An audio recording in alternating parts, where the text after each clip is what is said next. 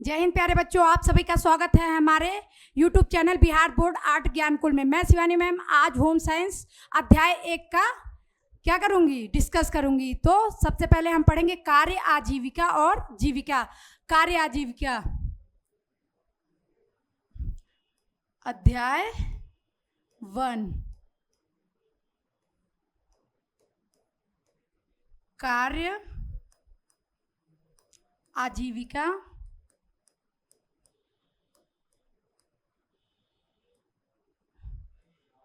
और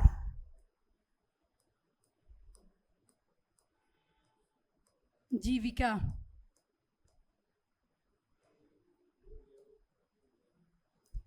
हमारे home science का फर्स्ट चैप्टर ये है कार्य आजीविका और जीविका।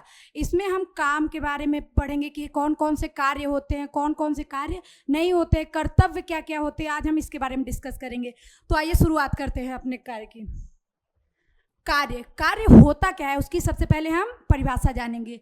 वह गतिविधियां जो किसी उद्देश्य की पूर्ति के लिए की जाती हैं कर्तव्य कहलाती हैं। कार्य से व्यक्ति नए संबंध स्थापित करता है एवं खुद की पहचान बनाता है। किसी भी कार्य को करने हेतु व्यक्ति को कौशलों और प्रतिभाओं की आवश्यकता होती है। वह गतिविधियां जो किसी उद्देश्य से की जा रही हों, जिसका कोई उद्देश्य होता है, उसे क्या कहा जाता है, कार्य कहा जाता है। कार्य से व्यक्ति नए संबंध स्थापित करता है। हम किसी भी कार्य, जैसे व्यापारी है, एक व्यापारी दूसरे व्यापारी से मिलता है तो उसमें दोस्ती बढ़ती है, तो इससे हम नए संबंधों को स्थापित करते हैं। तो इसको हम क्या कह सकते हैं, कार्य में नए संबंधों को स्थापित किया जा रहा है। इस एवं खुद की पहचान बनाता है। हम किसी भी कार्य को, जैसे हम व्यापारी हैं, खेती करते हैं, व्यापारी हैं तो व्यापारी कहलाते हैं, कृषि कर रहे हैं तो किसान कहलाते हैं, पढ़ाते हैं तो टीचर हैं, डॉक्टरी कर रहे हैं तो डॉक्टर हैं, सेवा दे रहे हैं तो पुलिस वाले हैं। इसी प्रकार अपनी खुद की पहचान बनाने को भी कार्य कहते हैं। किसी भी कार्य को करने हेतु व्यक्ति को कौशलों और प्रतिभाओं की आवश्यकता होती है। किसी भी कार्य को करने से पहले व्यक्ति को उसके अंदर कौशल या उस कार्य को करने की क्षमता होनी चाहिए। तो उससे क्या कहते हैं हम, उसके कौशलों और प्रतिभाओं की आवश्यकता होती है। उसके अंदर कौशल और प्रतिभाएं होनी जरूरी होती हैं, तभी हम उसको कह सकते हैं कि ये कार्य उसके लिए एकदम परफेक्ट है। जैसे कोई पुलिस वाला है, उसने कई मेहनत की है, पढ़ाई की है, फिजिकल की तैयारी की है, इस वजह से उस लाइन में वो है, तो उसके अंदर वो कौशल, वो कहा जा सकता है वो क्षमता थी कि उसने अपने आप को पुलिस में भर्ती करवाया है। तो इसी प्रकार कार्य के आगे हम पढ़ेंगे कार्य के उद्देश्य क्या क्या होते हैं। सबसे पहले तो धन अर्जित करना भी होता है और माँ का कर्तव्य या योगदान भी कहा जा सकता है। तो हम सबसे पहले पढ़ेंगे धन अर्जित करना। ज़्यादातर लोग धन कमाने के उद्देश्य से कार्य करते हैं।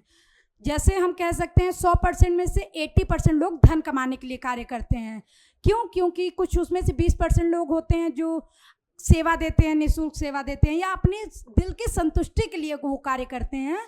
तो उसे हम कह सकते हैं कि वो किस लिए, अपनी स्वयं की इच्छा के लिए वो निःशुल्क सेवा कर रहे हैं। लेकिन कुछ लोग होते हैं जो धन के लिए कार्य करते हैं ताकि वह अपने परिवार की सभी आवश्यकताओं को पूरा कर सके, ताकि वह उनके परिवार जैसे माँ बाप, भाई बहन, दादा दादी, चाचा चाची, इन सब की आवश्यकताओं को पूरा कर सके, इसलिए वो सभी कार्य करते हैं।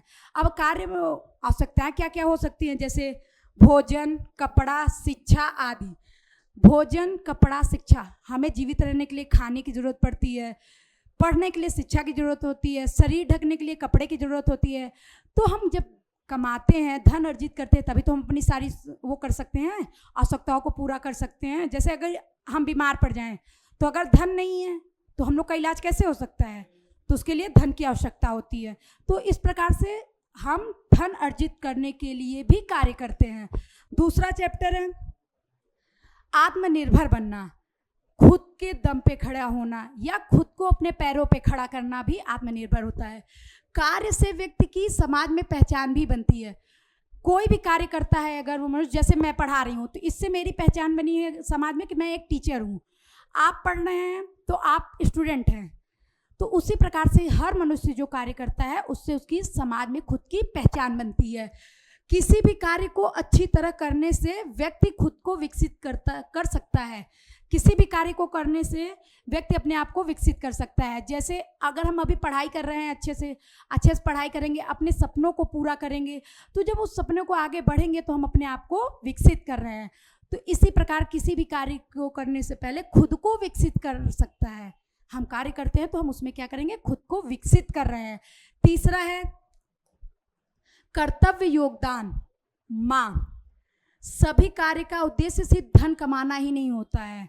सभी कार्यों का उद्देश्य सिर्फ धन कमाना ही नहीं होता है। जैसे माँ हम लोगों की सेवा करती है, हम लोग को खाना पीना, हम लोग की देख रेख करती है। हम बीमार होते हैं तो परेशान होती है, तो उस धन कमाने के लिए नहीं करती है, वो उनका कर्तव्य या कहो वो योगदान करती हैं हमारे जीवन पे, तो ये धन कमाने के लिए नहीं करती है। पिता है, पिता हमारी पढ़ाई का खर्चा उठाते हैं, हम लोगों को स्कूल छोड़ते हैं, हम लोग के खाने पीने रहने का हर एक चीज़ का वो करते हैं, तो वो उनका कर्तव्य है, उन्होंने योगदान दिया है, ना कि वो पैसे कमाने के लिए सब कर रहे हैं। बल्कि कई कार्य अपने कर्तव्य के रूप में भी किए जाते हैं। जैसे कुछ लोग होते हैं जो निःशुल्क सेवा देते हैं, गरीबों को खाना खिलाते हैं, गरीबों को कंबल बांटते हैं, उनको कुछ ना कुछ हमेशा दान करते रहते हैं, तो वो अपनी खुद की खुशी के लिए करते हैं, ना कि वो धन कमाने के लिए करते हैं। जैसे माँ का योगदान, माँ के घर के सभी कार्य संभालती है। माँ का योगदान होता है कि वो घर के सारे काम संभालती हैं, चूल्हा चौका, बर्तन, कपड़ा धुलना, झाड़ू पोछा, हर एक काम माँ करती है। तो वो धन कमाने के लिए नहीं करती है, वो क्या करती है, वो उनका कर्तव्य है, उनका योगदान है। हम लोग को टाइम टाइम खाना देती है, हम लोग को अच्छे से देखभाल करती है, तो वो सब क्या होता है, वो माँ का कर्तव्य और योगदान है। तो इसी प्रकार माँ बाप कुछ भी करते हैं तो पैसे कमाने के लिए नहीं करते हैं, वो उनका कर्तव्य है, उन्होंने हमारे ऊपर योगदान किया हुआ है। आइए आगे पढ़ते हैं। अर्थपूर्ण कार्य क्या होता है? ऐसा कोई भी कार्य जो समाज के लिए उपयोगी हो तथा जिसे पूरी जिम्मेदारी के साथ किया जाए और जिसे करने में आनंद और मानसिक संतुष्टि प्राप्त हो, वह अर्थपूर्ण कार्य कहलाता है। ऐसा कोई भी कार्य जो समाज के लिए उपयोगी हो। अब इंडियन नेवी या तो हम आर्मी कह सकते हैं, आर्मी वाले जो देश की सेवा पे सरहदों पे खड़े होकर हम लोग के लिए जंग लड़ते हैं, तो वो उनका कार्य है, वो धन कमाने के लिए भी करते हैं, लेकिन उसके साथ साथ वो एक समाज सेवा भी तो कर रहे हैं। क्या अभी आपको मौका मिले तो आप जा सकते हैं ना सेवा देने, तो उस तरीके से आप कमा भी रहे हैं और अपना क्या कर रहे हैं, सेवा भी प्रदान कर रहे हैं, समाज के लिए उपयोगी बन रहे हैं। पुलिस वाले हैं, कुछ भी होता है तो आगे आते हैं, वो रक्षा करते हैं। डॉक्टर हैं, डॉक्टर कुछ न कुछ सेवा अपनी दे रहे हैं, तो वो समाज के लिए उपयोगी है। तो इसी प्रकार उसे अर्थपूर्ण कार्य कहते हैं, जिसको कार्य करने में आनंद और संतुष्टि प्राप्त हो। जैसे हम कह सकते हैं कि मुझे आप लोगों को पढ़ाने में संतुष्टि मिल रही है, खुशी मिल रही है, तो इसी प्रकार ये क्या है, ये मुझे खुशी मिल रही है आप लोगों को पढ़ाने में, ये आप लोगों के लिए उपयोगी है, सहयोगी है, तो इसी प्रकार अर्थपूर्ण कार्य कहलाता है ये। जैसे नौकरी, ऐसे जो भी कार्य जो धन कमाने के उद्देश्य से किए जाते हैं वो नौकरी कहलाते हैं। ऐसे जो भी कार्य जो धन कमाने के लिए किए जाते हैं उसे क्या कहते हैं, नौकरी कहते हैं। तो नौकरी हम कर रहे हैं तो हम पढ़ा रहे हैं, हम भी किसी के अंडर में नौकरी कर रहे हैं, आप बड़े होंगे कुछ न कुछ बनेंगे तो आप भी नौकरी करेंगे, ये हम लोग धन कमाने के लिए कार्य कर रहे हैं, तो इसे क्या कहते हैं, नौकरी कहते हैं। आगे पढ़ते हैं। जीविका और कैरियर क्या होता है? जीविका अलग है और कैरियर अलग है, दो अलग अलग चीज़ें। जैसे जीविका का मतलब उस व्यवसाय से है जिसके द्वारा कोई भी व्यक्ति अपनी ज़रूरत को पूरा करता है और अपनी जीवन शैली लाइफ स्टाइल को बनाए रखता है। किसी व्यक्ति की जीविका कैरियर में उसके पसंद का व्यवसाय होता है। जैसे जीविका का मतलब उस व्यवसाय से होता है जिसका कोई भी व्यक्ति अपनी ज़रूरत को पूरा करने के लिए करता है।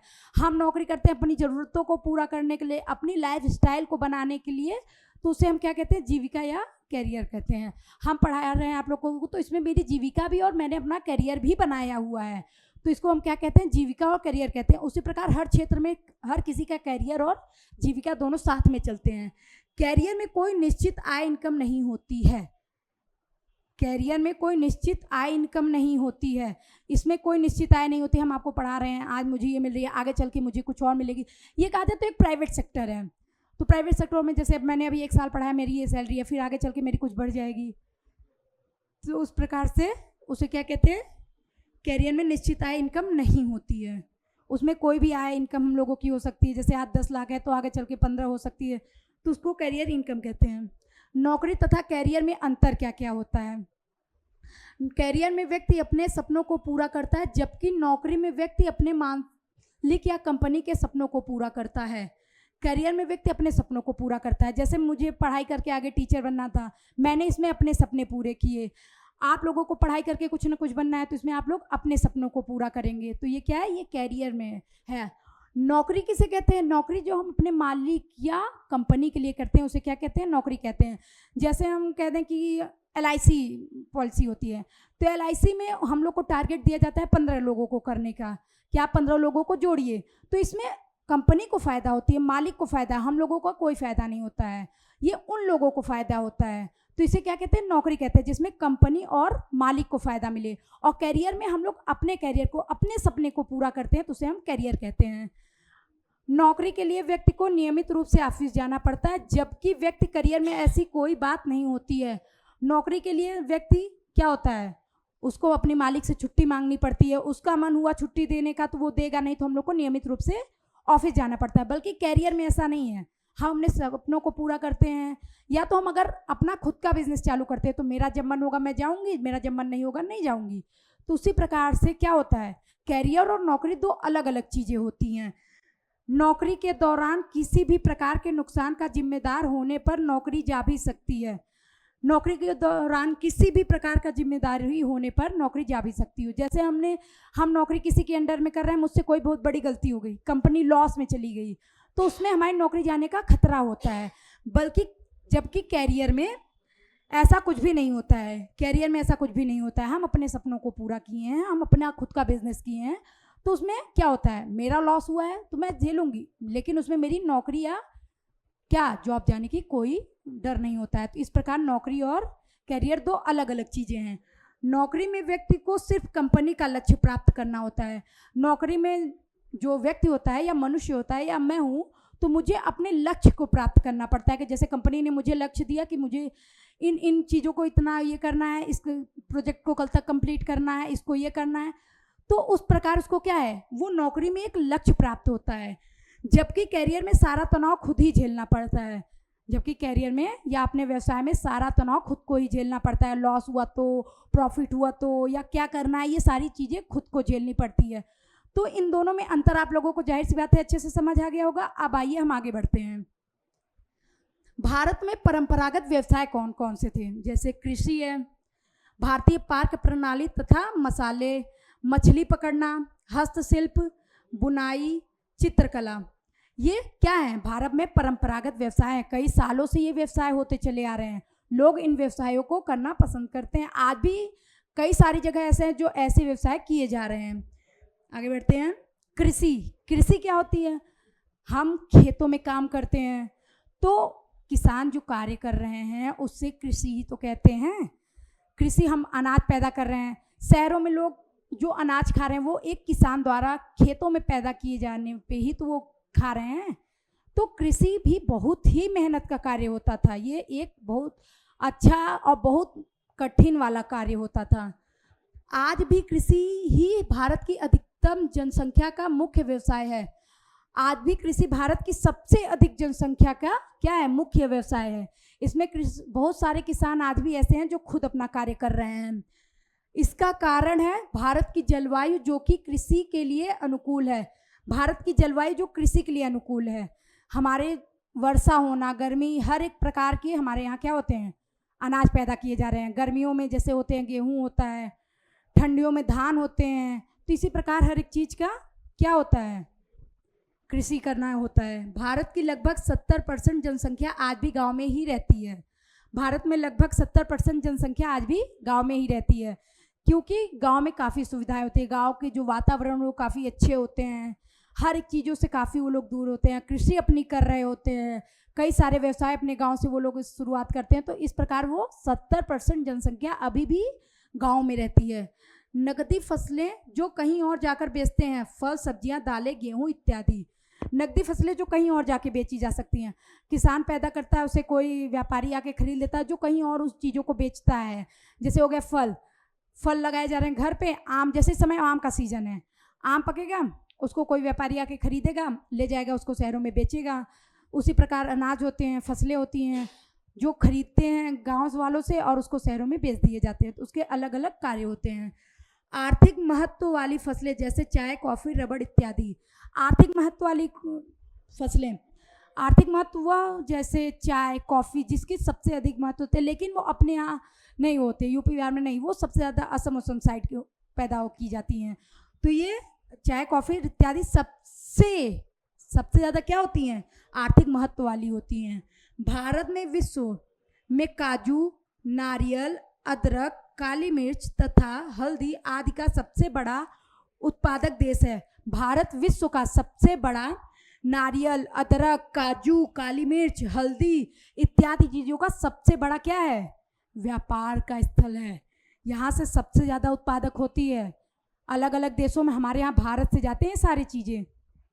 अब आगे पढ़ते हैं हस्तशिल्प। अब ये हस्तशिल्प क्या होता है, जो हम अपने हाथों से कपड़ों पे डिज़ाइन बनाते हैं, पेंटिंग करते हैं, क्या सुराही बनाते हैं, मूर्तियाँ बनाते हैं, उसे क्या कहते हैं, हस्तशिल्प कहते हैं। वर्तमान समय में देश के साथ साथ विदेशों में भी भारतीय हस्तशिल्प उत्पादकों की बहुत मांग है। वर्तमान अपने भारत के सिवा अन्य विदेशी राज्यों में भी इसके मांग है। इसी कारण विभिन्न प्रकार की शिल्पकला जैसे कि आभूषणों बनाना, मिट्टी के बर्तन बनाना, इसी प्रकार विभिन्न प्रकार के शिल्प होते हैं। जैसे आभूषण हम बनाते हैं, गले के हो गए, कान के हो गए, हाथ की चूड़ी भी होती है, चूड़ियाँ बनाई जाती हैं, आपने देखी होंगी। उसके अलावा मिट्टी के बर्तन बनाना, सुराही, कढ़ाई, अब तो कुकर भी बनाए जा रहे हैं, तावा। तो इस प्रकार मिट्टी के बर्तन ये सभी हस्तशिल्प होते हैं। बुनाई, रंगाई, हाथी दांत, कांच की चूड़ियाँ, मूर्तिकला, लोहे और मिट्टी की वस्तुएं, दरी, कारपेट इत्यादि इनका ग्रामीण जनता की जीविका का प्रमुख साधन बन गया है। जैसे हाथी के दांत की क्या होती हैं, चूड़ियाँ आती हैं। बुनाई, रंगाई, कपड़ों की बुनाई, स्वेटर बनाया जाता है, टोपी बनाई जा रही है, मफलर बनाए जाते हैं, मोजड़ी बनाई जाती है। कांच की चूड़ियाँ बनाई जाती हैं।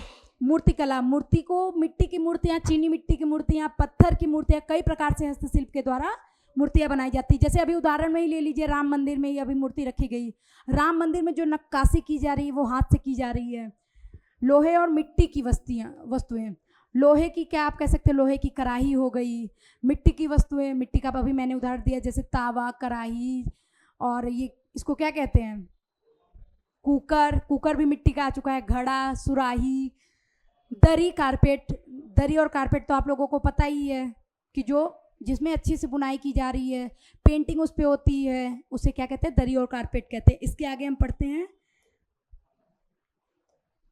बुनाई। भारत अपनी बुनाई कला के कारण ही विभिन्न प्रकार के कपड़ों का प्रमुख उत्पादक देश बना है। भारत अपने बुनाई के कारण ही कपड़ों का प्रमुख उत्पादक देश बना है। क्या बना है, कपड़ों का प्रमुख उत्पादक देश बना है। बुनाई अपने यहाँ भारत में ठंडियों में आज भी गाँव में होती हैं, दादी मम्मी लोग होती हैं कि अपने हाथ से वो लोग स्वेटर सिलती हैं, मफलर सिलती हैं, टोपी सिलती हैं। हम लोग गाँव में खरीदा कम और हाथ से बुनाया हुआ ज़्यादा पहनते हैं, तो इसकी बहुत ज़्यादा मांग होती है। ग्रामीण स्तर पर बुनाई एवं प्रमुख कुटीर उद्योग है।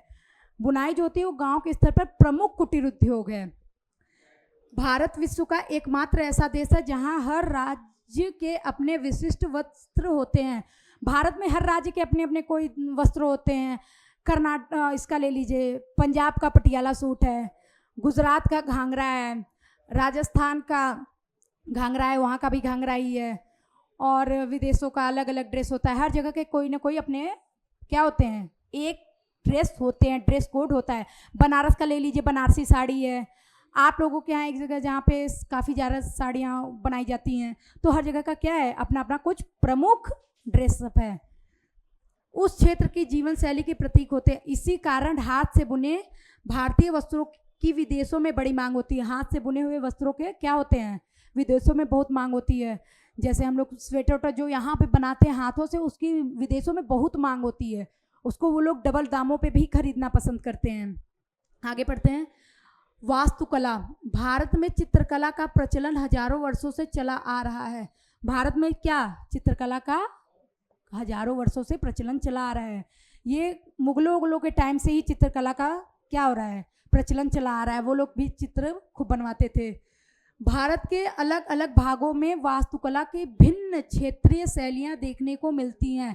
भारत में वास्तुकला के भिन्न क्षेत्रीय शैलियाँ देखने को मिलती है, मतलब हमें कई प्रकार की चित्रकला देखने को मिलती है, अनेक प्रकार की शैलियाँ देखने को मिलती है। भारत में हर जगह कुछ अलग अलग चित्रकला, अलग अलग शैलियाँ देखने को मिलती हैं जो अलग अलग धर्मों को दर्शाती हैं, जो अलग अलग धर्मों को, अलग अलग कल्चर को दर्शाती हैं। तो उसे क्या कहते हैं? चित्र वास्तुकला कहते हैं। जैसे कि इस्लाम, सिख धर्म, जैन धर्म, ईसाई धर्म और हिंदू धर्म, तो ये सब क्या है? इसमें वास्तुकला दर्शाती है। जैसे इस्लाम में होते हैं, सिख धर्म है, जैन धर्म है, ईसाई धर्म है और हिंदू धर्म है। ये सारे क्या हैं? हमारे धर्म हैं। आगे बढ़ते हैं। भारतीय पाक प्रणाली तथा मसाले। भारत अपने व्यंजनों की विभिन्न विविधता और मसालों को लेकर भी पूरे विश्व में प्रसिद्ध है। जैसे भारत अपने विभिन्न व्यंजनों को लेकर भारत कई जगह विश्व में प्रसिद्ध है। जैसे हमारे यहाँ कह दिया जाए तो अचार कई प्रकार के बनाए जाते हैं, खाना कई प्रकार के बनाया जाता है, बाटी, जैसे बिहार, आप लोगों के यहाँ बिहार का बाटी चोखा ले लीजिए, कितना फेमस है हर जगह बाटी चोखा, बिहारी बाटी चोखा।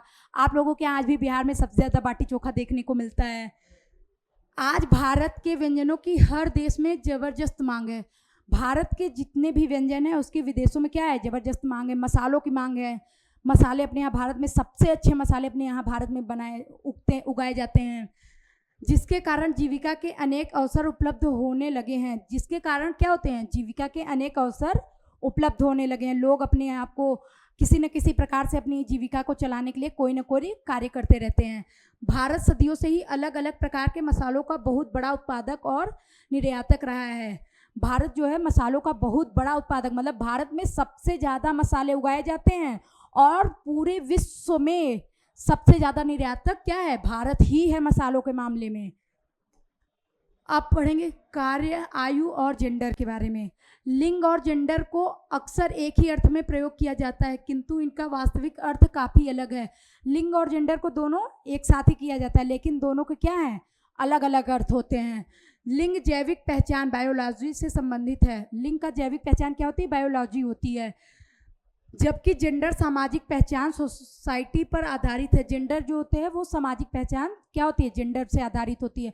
जैसे हम लोग स्त्री, पुरुष और जिसको कहा जाता है हिजड़ा, लोग हिजड़ा कहते हैं, तो ये क्या होते हैं? एक जेंडर होते हैं जो समाज के द्वारा वो होते हैं, सोसाइटी पर आधारित होते हैं। नर शब्द पुरुष को दर्शाता है, जबकि मादा शब्द महिलाओं को, नर पुरुषों को दर्शाता है और मादा महिलाओं को दर्शाता है। तो इसी प्रकार दो अलग अलग जेंडर और आयु, दो अलग अलग चीज़ें होती है। आयु जैसे हमारी 0 से 6 वर्ष, फिर 6 से 12 वर्ष, 12 से 18 वर्ष, ये क्या है? ये हमारी आयु है। जेंडर है जैसे महिला, पुरुष, ये सभी क्या है? हमारी आयु है। तो थैंक यू सो मच बच्चों। अब मिलते हैं अगली नेक्स्ट क्लास में।